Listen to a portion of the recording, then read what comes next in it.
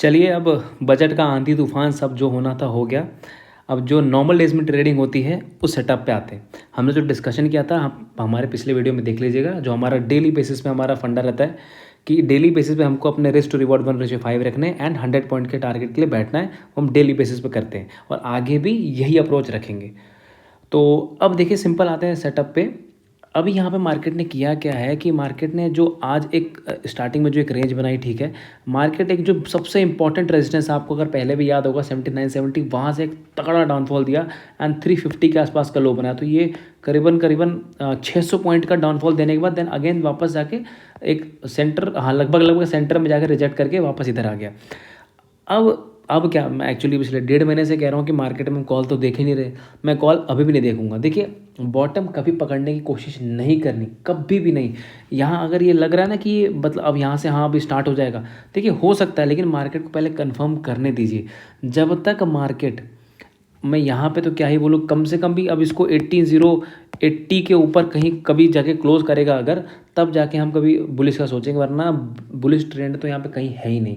हम Daly put की trade खोजते। कल भी अगर सबको याद है हमने यही सब खोजा था कि 820-30 के आसपास यहाँ से पुट लेंगे, 880 मिलेगा तो भी पुट लेंगे, और जितनी ऊपर जाएगी, ये मेरी वर्डिंग थी, जितनी ऊपर जाएगी उतनी ही ज़्यादा गिरेगी। यहाँ से गिरेगी तो यहाँ तक गिरेगी, यहाँ से गिरेगी तो यहाँ तक। मैंने ये मेरी साफ वर्डिंग थी, आप ज़रूर वहाँ सुनिएगा। तो आप ट्रेड ले या ना ले, लेकिन जब आप प्लान जो बनाते हैं ना, उस प्लान को समझना बहुत जरूरी है कि हाँ जो मैं सोच रहा हूँ वो एक्चुअली होता है कि नहीं होता। जब उसमें कॉन्फिडेंस आने लग जाएगा तो आप ट्रेड भी अच्छा लेने लग जाएंगे। तो अभी हम कल ये करेंगे सिंपल कि अगर मान लीजिए यहाँ मार्केट ना फ्लैट खुलती है तो ये कंडीशन थोड़ी सी ख़राब है। सबसे बेस्ट ये होगा कि ये या तो फ्लैट खुल के ऊपर थोड़ी सी चली जाए, या तो ये खुले ही गैप अप। और गैप अप किसके पास, करीबन करीबन इस वाले पॉइंट के पास। हम ये लेवल निकालते हैं, मान लीजिए 17,000। यहाँ पे थोड़ा सा एग्जैक्ट पिन पॉइंट निकालना थोड़ा मुश्किल है, बट स्टिल मान लीजिए 17,715 से लेकर 20 के आसपास अप्रॉक्स लगा लीजिए, क्योंकि इसमें जो स्टॉप लॉस है मेरा वो करीबन 17,745 है। ये हमारा स्टॉप लॉस है। तो जितना हमको इस पॉइंट के पास मिलेगा तो ये सबसे बेस्ट हो, क्योंकि हम खुलते ही पुट ले सकते हैं। एंड जस्ट बिकॉज कि इस बार इसमें क्योंकि एक्सपायरी के दिन में जैसे मान लीजिए अगर यहाँ पे मिल भी गया और 25 पॉइंट है, तो एक्सपायरी में 25 का पॉइंट का एसएल थोड़ा सा बड़ा हो जाता है, हालांकि उतना बड़ा भी नहीं है। तो आप चाहे तो इसे एक्सपायरी में कर सकते हैं, लेकिन सबसे बेस्ट तो मैं हमेशा ही यही कहता हूँ कि आप नेक्स्ट एक्सपायरी में ट्रेड कीजिएगा। तो अगर फ्लैट खुलती है और गैप अप खुलती है, लेकिन गैप अप चलिए मान लीजिए पहले फ्लैट और गैप अप इसके बीच में कहीं पर भी होती है, फ्लैट खुल के यहाँ चली गई या गैप अप यहाँ पे हो गई, तो हम यहाँ पे पुट ले लेंगे। ऐसा लिया होगा टारगेट हमारे यहाँ पे। देखिए पहले तो मैं ये जो क्लोजिंग प्राइस है यहाँ तक तो मैं रखूँगा 600 तक, बट आई एम एक्सपेक्टिंग कि ये कैंडल है बड़ी वाली, इसका जो हाफ पोर्शन है लगभग लगभग 17,540-35 के आसपास, मुझे यहाँ तक की भी उम्मीद है। बट लेकिन शायद वो उस फ्लो में मे भी ना आए, ये इस तरह करके ऐसे आगे फिर ऐसे ऐसे करके ऐसे आए। तो अगर ये वाला मूवमेंट आपको तेज मिल गया तो यहीं पर हम बुक करके निकल जाएँ, क्योंकि एक्सपायरी में 100 पॉइंट भी काफ़ी होते हैं।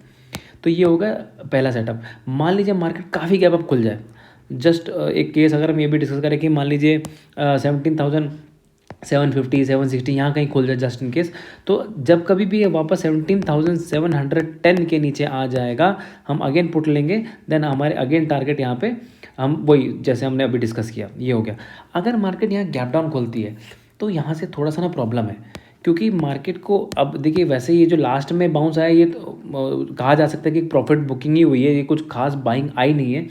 बट स्टिल क्योंकि यहाँ से एक अच्छा बाउंस मिला है, तो यहाँ पर अगर ये फ्लैट खुल के सीधे नीचे चली गई या गैप डाउन मिल गई, तो अब ये कहना बहुत मुश्किल है कि यहाँ से ये डब्लू बना के ऐसे जाएगा या फिर ये सीधे सीधे गिर जाए। क्योंकि अगर ये यहाँ से सीधा सीधा गिरने लगता है तो एसएल बहुत ही बड़ा है, बहुत ज़्यादा बड़ा है, हमको ये एसएल लेके चलना पड़ेगा, तो ये ट्रेड हमारा सही बनेगा नहीं। तो सबसे बेस्ट मैं ये कहूँगा आप ये काम कीजिएगा। यहाँ कल हमें थोड़ा प्राइस एक्शन देखना पड़ेगा कैसे, कि मान लीजिए आप फ्लैट खुल के नीचे चलेगी या गैप डाउन खुल गई, तो बस हम यही प्रे कर सकते हैं कि एक बार ना वापस ऐसे ऐसे ऊपर जाए। तो ये जब इस तरह से ऊपर जाएगी ना, तो इस वाले पॉइंट के साथ कोई ट्रेंड लाइन मिल जाए हमको ऐसे ऐसे करके, तो ये कहीं ना कहीं राइजिंग वेज या फिर इन्वर्टेड पोलन फ्लैग का पैटर्न बन जाएगा। तो जब इसको ब्रेक डाउन करेगा तब हम यहाँ पे पुट ले सकते हैं, तब हमें जो ये ट्रेंड लाइन बनेगी इसका हमारा ऐसा लिए डिफाइंड हो जाएगा। तो इस तरीके से ट्रेड लेंगे। अगर सीधे सीधे नीचे गिर जाएंगी तो हमको यहाँ पर ट्रेड को छोड़ना ही पड़ेगा। एंड किसी भी कंडीशन में हम कॉल तो नहीं लेंगे, हमको कहीं भी अप मिलेगा हम सेल करने की ही देखेंगे। मैंने सारे सिनेरियोज डिस्कस कर लिए, और एनालिसिस पसंद आती है चैनल को लाइक शेयर सब्सक्राइब पक्का कर दीजिए। Thank you so much.